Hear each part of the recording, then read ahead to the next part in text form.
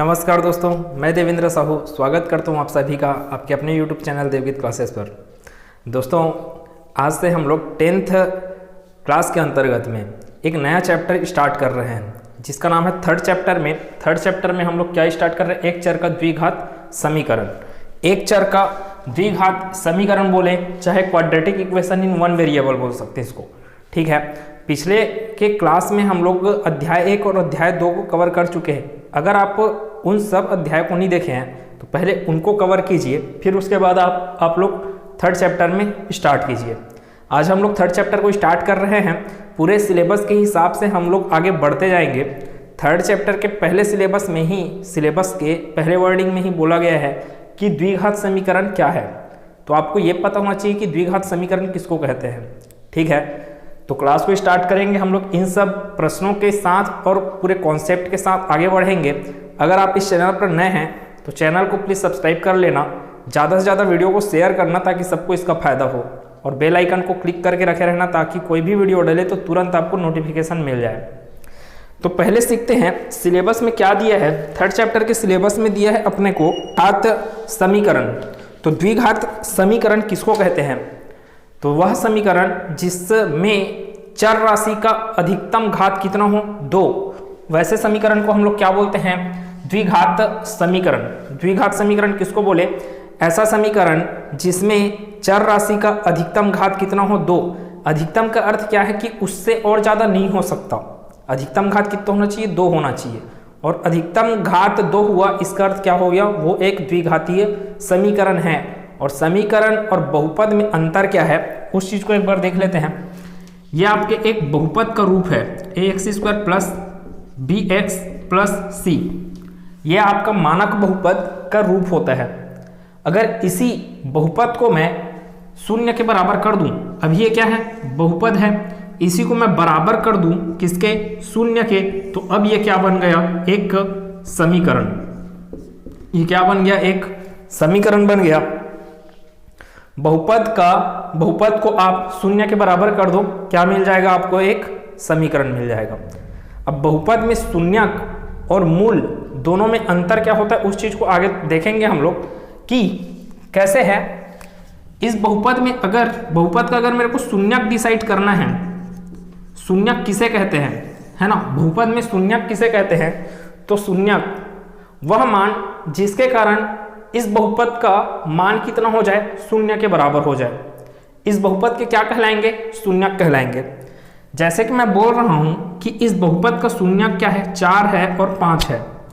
इसका अर्थ यह हुआ कि इस बहुपद में जहां जहां पर x लिखा हुआ है वहां पर मैं 4 रखूंगा अगर, तो इसके बराबर क्या आ जाएगा, शून्य। वैसे ही 5 बराबर 5 रखूंगा अगर x में, x की जगह क्या रखूंगा, 5 रखूंगा, तो ये किसके बराबर आ जाएगा, शून्य के बराबर। तभी क्या कहलाएंगे, 4 और 5 क्या कहलाएंगे, शून्यक कहलाएंगे, ठीक है। अब आपको कोई समीकरण दिया है जैसे कि ax² plus bx plus c equals to 0, और इसके मूल निकालने बोलेगा आपको, इसके मूल निकालने बोलेगा, या फिर वो दे देगा 4 और 5 क्या है, इसके मूल हैं करके, ठीक है। अभी मैं 4 और 5 को क्या माना था, शून्यक माना था, ठीक है, मतलब शून्यक बोले थे, और इस बार 4 और 5 को क्या बोल रहा हूँ, मूल। तो दोनों का परिभाषा बस अलग है, लेकिन इसका जो अर्थ है वो एक ही निकल के आने वाला है। देखते हैं कैसे। इस बहुपद में बराबर के उस पर क्या है, शून्य है, तो इसका अगर शून्यक क्या बोले, 4 और 5, मतलब क्या हुआ, अगर इस बहुपद में मैं x के जगह 4 रखूं या फिर 5 रखूं तो इस बहुपद का मान कितना आने वाला है, शून्य। तभी ये 4 और 5 क्या कहलाएंगे, शून्यक कहलाएंगे। अगर 4 और 5 इस समीकरण के, अब बहुपद नहीं बोल रहा हूं, समीकरण के मूल हैं, अगर समीकरण के क्या है, मूल है, तो मैं 4 रखूंगा बाएं पक्ष में, तो मेरे को दाएं पक्ष के बराबर मिलना चाहिए। दायां पक्ष क्या है, शून्य, तो अगर मैं इसमें 4 रखा तो शून्य के बराबर मिलना चाहिए। वैसे ही अगर 5 रखा तो वो भी किसके बराबर मिलना चाहिए, दाएं पक्ष के बराबर। दायां पक्ष क्या दिया है इसमें, शून्य। देखो यहां पर भी हम लोग दायां पक्ष शून्य ही ला रहे थे, यहां पर भी हम लोग दायां पक्ष शून्य ही प्राप्त कर रहे हैं, इसलिए शून्यक और बहुपद के जो मूल है वो दोनों अलग अलग ना होके एक ही चीज होते हैं। अर्थात शून्यक को क्या बोल सकते हो आप, बहुपद के मूल भी बोल सकते हो। ठीक है, बस परिभाषा में अंतर है कि शून्यक बहुपद का वह मान है जिसके कारण बहुपद का मान शून्य के बराबर हो जाता है, जबकि मूल बहुपद का वह मान है, बहुपद में किसका मान, चर राशि का, बहुपद में चर राशि का वह मान है जिसके कारण दायां पक्ष तथा बाएं पक्ष आपस में बराबर होते हैं। ठीक है, अब बढ़ते हैं हम लोग टॉपिक में क्या लिखा है, वर्ग समीकरण चुनना। आपके प्रश्नावली 1 में जा रहे हैं, प्रश्नावली 1 में ही है ये। प्रश्नावली 1 में वर्ग समीकरण चुनिए करके आपको पूछा गया है, जो कि आपका पहला टॉपिक भी है। इसमें वर्ग समीकरण चुनना है तो कैसे कैसे चुन सकते हैं उसको देखते हैं एक बार।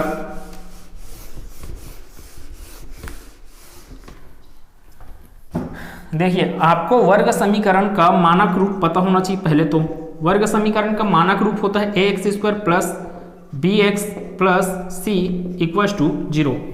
ये मानक रूप है किसका, वर्ग समीकरण का मानक रूप है, वर्ग समीकरण का मानक रूप है ये।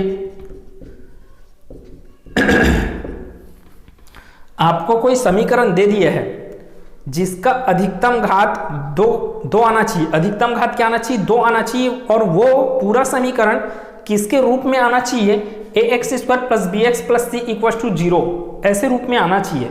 तो फिर वो क्या हो जाएगा, आपका समीकरण एक वर्ग समीकरण हो जाएगा। जैसे कि आपको पहला क्या दिया है, पहला दिया है x² माइनस 3x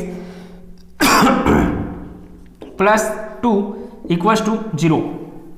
यहाँ पे स्पष्ट रूप से आपको दिख रहा है कि ये किसके रूप में है, ax² प्लस bx, b का वैल्यू -3 है, a का वैल्यू कितना है, a का वैल्यू 1 है, bx plus c equal to 0 के रूप में। इसको आगे बढ़ाने का जरूरत नहीं है, अभी आपको जितना प्रश्न दिया है उस प्रश्न से ही समझ में आ जा रहा है कि ये ax² plus bx plus c equal to 0 के रूप में दिया है, और इस समीकरण में चर राशि का अधिकतम घात कितना जा रहा है, 2 जा रहा है, इसलिए इसको क्या बोलेंगे हम लोग, एक वर्ग समीकरण है करके बोलेंगे। ठीक, तो ये क्या हुआ, पहला अपना एक वर्ग समीकरण है। आपको इसको ऑप्शन के हिसाब से देगा, वर्ग समीकरण है। ठीक है, दूसरे के लिए देख लेते हैं दूसरा प्रश्न। दूसरा प्रश्न क्या बोला, x² plus 1/x equal to 1। अब आप x का अधिकतम घात 2 देख रहे हो यहाँ पे, इसका मतलब ये नहीं है कि आप इसको वर्ग समीकरण मान लोगे। मैं अब भी बोला, पहले इसको किसके पद में लाओ, बहुपद के पद में लाओ। ax² तो दिख रहा है, लेकिन bx अपने को कहाँ दिख रहा है, और प्लस c कहाँ दिख रहा है, प्लस c करते हैं तो या 1 को इधर लाना पड़ेगा अपने को, इसलिए पहले इसको इस बहुपद के रूप में लाते हैं। कैसे सॉल्व होगा ये, इसको कैसे लिखा जा सकता है, x² डिवाइडेड बाई 1, इस x² को कैसे लिखा जा सकता है, x² डिवाइड बाई 1 प्लस ये क्या है 1/x इक्वल टू 1। आगे ये सॉल्व करेंगे, x का गुना इसके साथ, 1 का गुना इसके साथ, 1 और x का गुना आपस में, मतलब कि कैंची काट गुना करना है। x का गुना इसके साथ करेंगे तो क्या हो जाएगा, x³ x² इंटू x आपको क्या देगा, x³ प्लस 1 इंटू 1 आपको क्या देगा, 1 divided by 1 into x, x के साथ 1 का गुना करोगे आपको क्या देगा, x से ही देगा, किसके बराबर आ गया, 1 के बराबर आ गया। ठीक है, अब और बचा है अपने पास, तो ये हो गया x³ प्लस 1 इक्वल टू, इस x का गुना इसके साथ करोगे तो x एकम x है ना, x एकम x, तो यहाँ पे कितना आ गया x। अब भी इस रूप में नहीं आया है ये, इसको हम लोग इधर लाते हैं अगर, तो ये क्या बन जाएगा, x का घात 3 minus x plus 1 equal to 0।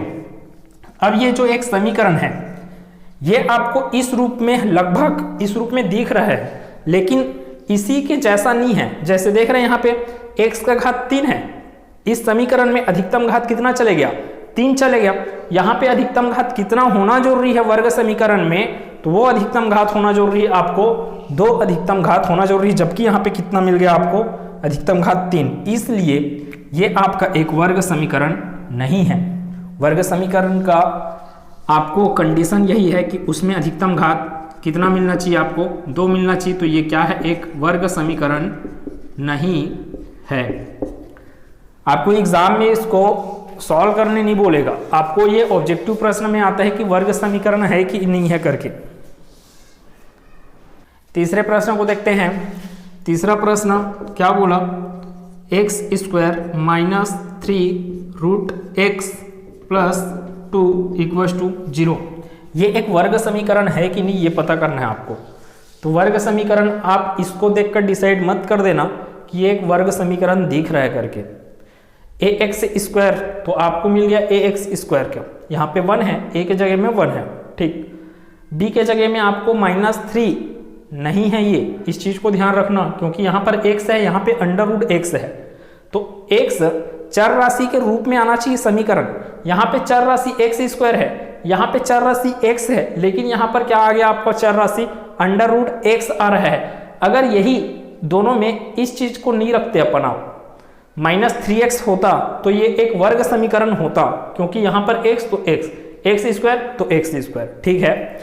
अब चूंकि इसमें ये क्या दिया है आपको, अंडर रूट एक्स, इसलिए इससे तुलना करने पर आपको इसके जैसा ये समीकरण नहीं मिल रहा है, इसलिए क्या हो जाएगा, एक वर्ग समीकरण नहीं होगा, वर्ग समीकरण नहीं है।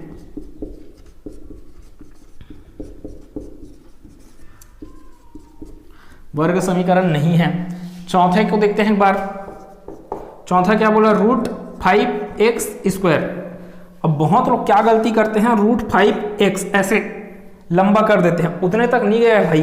कहाँ गया है अपना मान, सिर्फ रूट 5 बोला गया है, ना तो रूट 5x स्क्वायर बोला गया है, सिर्फ क्या है, root 5x square minus 3x plus 1/2 equals to 0।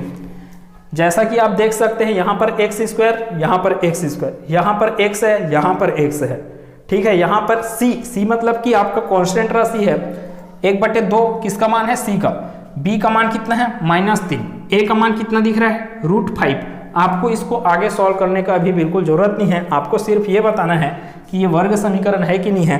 तो यहाँ पर ये सेम वर्ग समीकरण के मानक रूप जैसा ही है, इसलिए हम लोग इसको क्या बोलेंगे, एक वर्ग समीकरण है करके। तो ये क्या हो गया, एक वर्ग समीकरण है।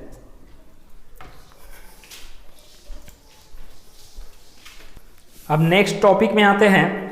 द्विघात समीकरण के मूलों की जांच करना है आपको। प्रश्न में लिखा रहेगा, जांचिए कि दिए गए मान समीकरण के मूल हैं या नहीं।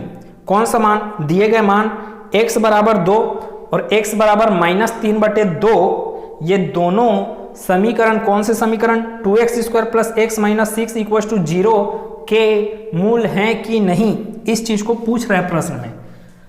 तो इसका सॉल्यूशन कैसे होगा, पहले प्रश्न का सॉल्यूशन कर रहे हैं, हल पहला का।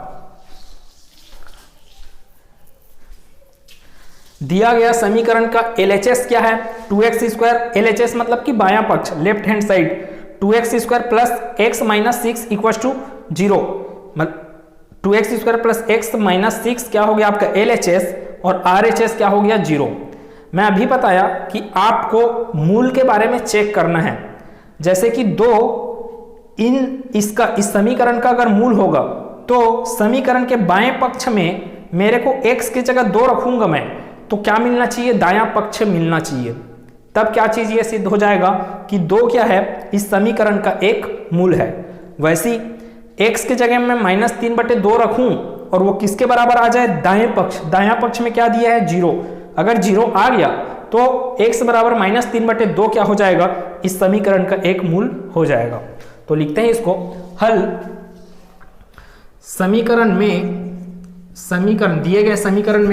दिए गए समीकरण में बायां पक्ष क्या है, 2x square plus x minus 6, बायां पक्ष 2x square minus 2x square plus x minus 6 equal to x minus 6 है, तथा क्या चीज है, दायां पक्ष, तथा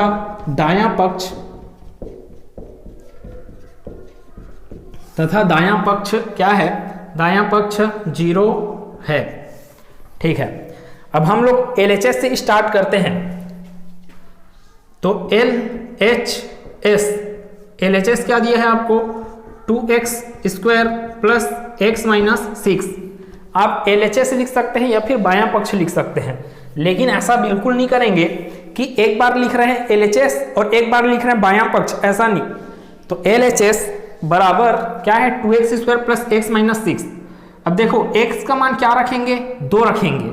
अगर 2 रखे यहाँ पे तो ये क्या बन जाएगा, 2 इंटू 2 स्क्वायर प्लस 2 माइनस 6। क्यों रखे 2, क्योंकि x बराबर क्या रखने बोला है, वो 2 रखने बोला है। अब मैं 2 रखा और वो बराबर आ गया किसके, दाएं पक्ष के। दायां पक्ष क्या है, 0, मतलब कि इसको सॉल्व करते करते अगर 0 मिल गया मतलब कि RHS आ गया। RHS आ गया तो फिर ये 2 क्या हो जाएगा, एक मूल हो जाएगा। देखते हैं कितना आ रहा है, 2 गुना ये 2 का घात 2 कितना हो जाएगा, 4 प्लस 2 माइनस 6 लिख दिए रहते हैं अभी, ये कितना हो गया, 2 चौक 8 प्लस 2 माइनस 6 कितना मिल जाएगा, 8 और 2 10, 8 और 2 कितना हो गया, 10, 10 में 6 को घटाएंगे कितना मिलता है, 4। आपको 0 नहीं मिला, 0 दिया था ना दायां पक्ष, तो फिर यहां से क्या हो गया, चूंकि LHS is not equal to RHS, ठीक है, ये RHS है ना, इज नॉट इक्वल टू, ये क्या है, LHS है, RHS क्या है अपना 0 है, LHS is not equal to RHS। इसलिए क्या बोले थे, 2 मूल किसको चेक करने बोला, x का मान 2, इसलिए 2 किस समीकरण का, 2x square plus x minus 6 का एक मूल नहीं है, एक मूल नहीं है। अब इसी प्रकार किसको चेक कर लेते हैं हम लोग, जो दूसरे वैल्यू के बारे में बोला, x बराबर क्या बोला, -3/2 बोला, x इक्वल टू -3/2 बोला, तो x का मान अब क्या रखना है, 3/2।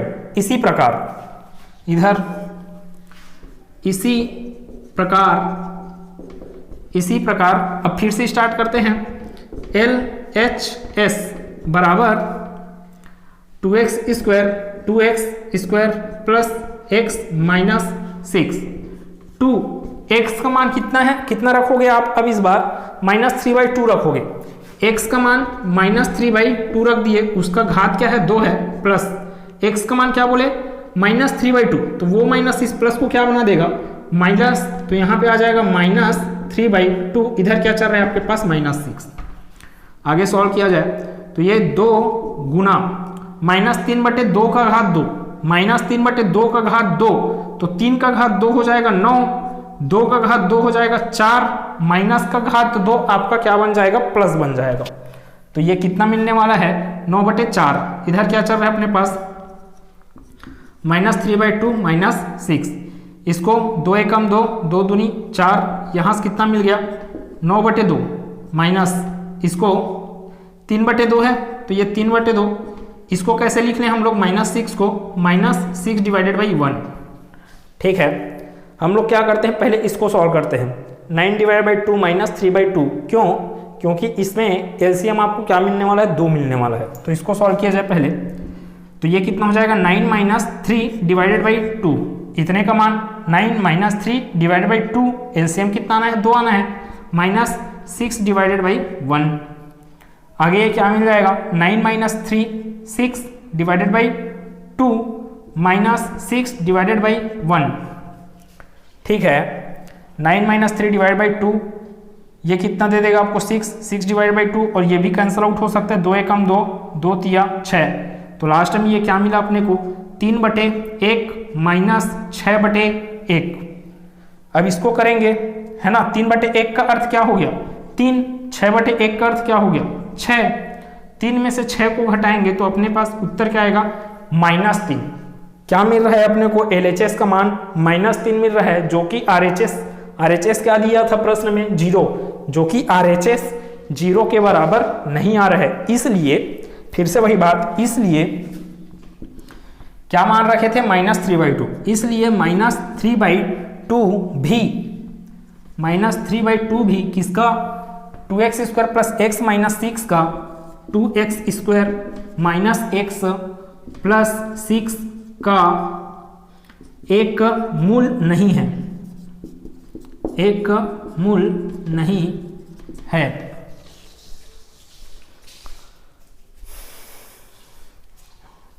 तो अगर इतना सारा चीज क्लियर है, पूरा का पूरा ये सब क्लियर है, तो हम लोग इसी को सॉल्व करते हैं सेम पैटर्न में। क्या दिया गया है अब देखो, दूसरा प्रश्न क्या बोला, 6x² minus 6x minus 12 equal to 0। ये आपके पास एक समीकरण है, आपको चेक करवाने किसको बोला है, वो x का मान -3 रखिए और x का मान 4 रखिए करके। अब -3 रखना है तो क्या आएगा, दिए गए समीकरण में बायां पक्ष यहां पे चेंज होते जाएगा।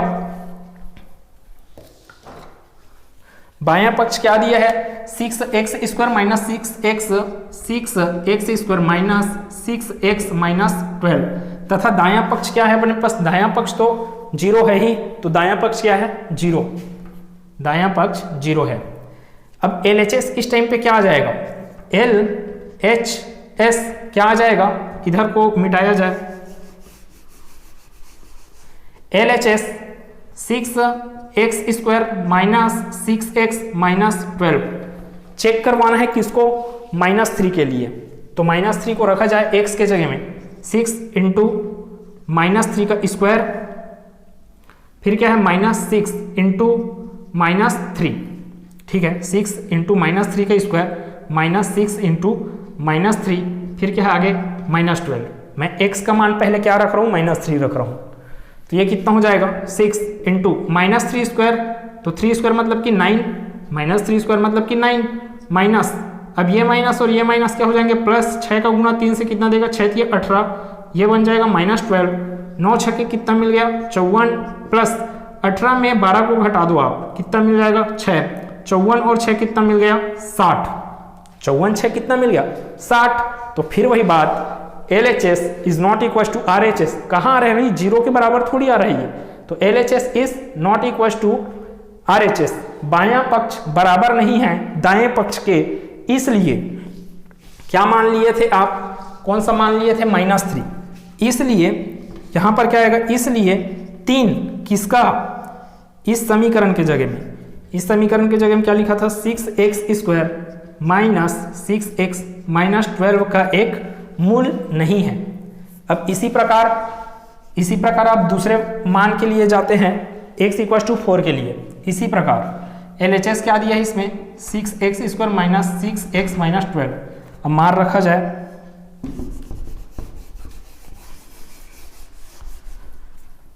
तो देखते हैं 6x का मान कितना बोले 4, तो 4 स्क्वायर माइनस 6 इंटू 4 माइनस 12, यहां से 4 का घात 2 मतलब 16, 4 चौक 16, 16 का गुना 6 से कितना देगा, 16 6 के 96, 16 का गुना 6 से कितना होता है 96, 6 चौक कितना मिल गया 24, ये 24, ये कितना मिल गया -12 है, यहां से 96 -24 -12 -12 आपको देगा -36। अब आप 96 में से 36 को घटाओगे, फिर से क्या पा जाओगे 60 मिल रहा है फिर से यहाँ पे। अब यहाँ से फिर क्या चीज दिख रहा है, LHS is not equal to, चूंकि LHS is not equal to RHS, तो क्या क्या वर्डिंग आएगा, इसलिए यहाँ पर 4, इसलिए x इक्वल टू 4, इसलिए 4 भी किसका, यहाँ पर समीकरण जो पहले दिया क्या समीकरण है, 6x² माइनस 6x माइनस 12 का एक मूल नहीं है। तीसरे और लास्ट प्रश्न को सॉल्व कर लेते हैं आज का एक बार।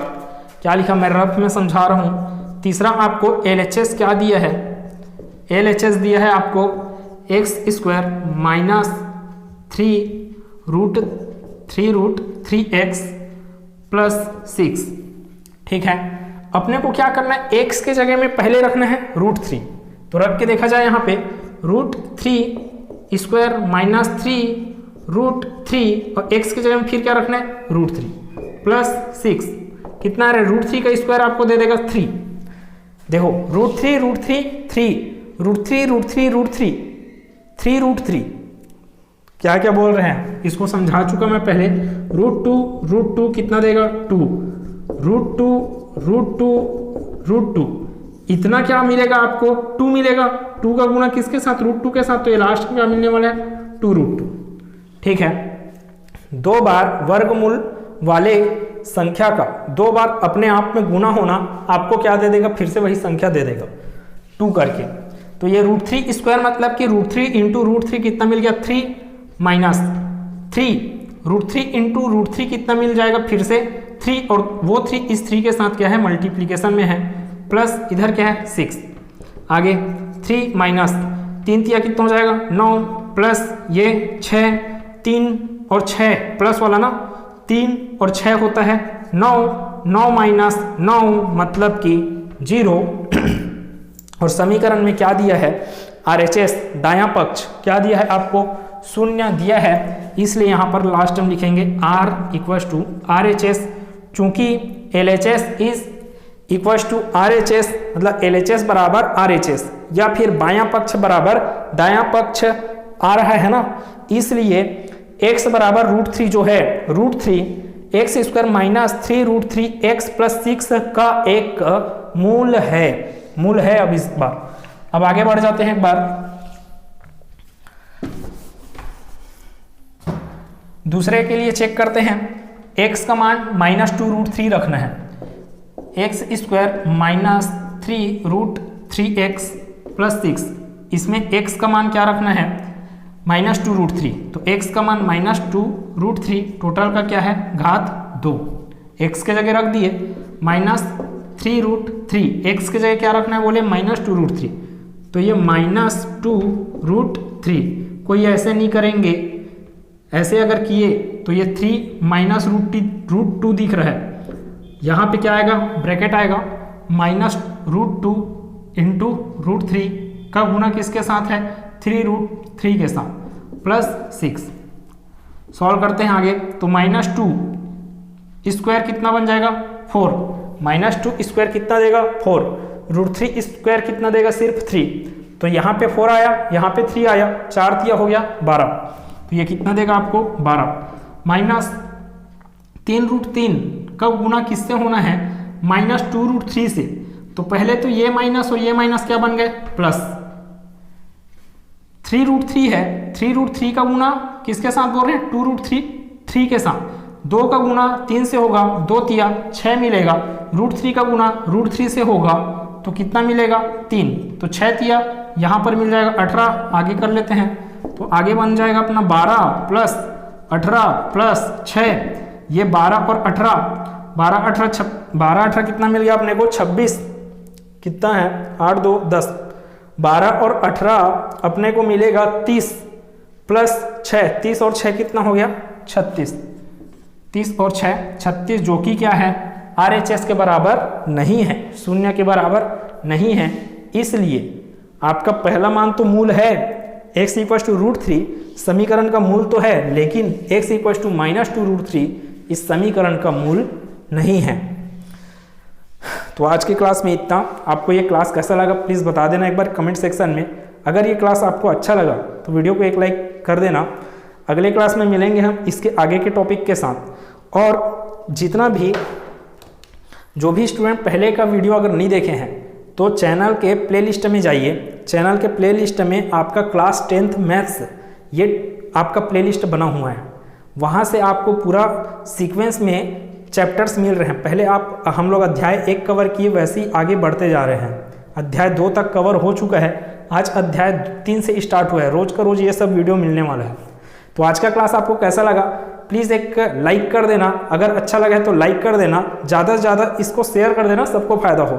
मिलते हैं नेक्स्ट क्लास में नए टॉपिक के साथ, धन्यवाद।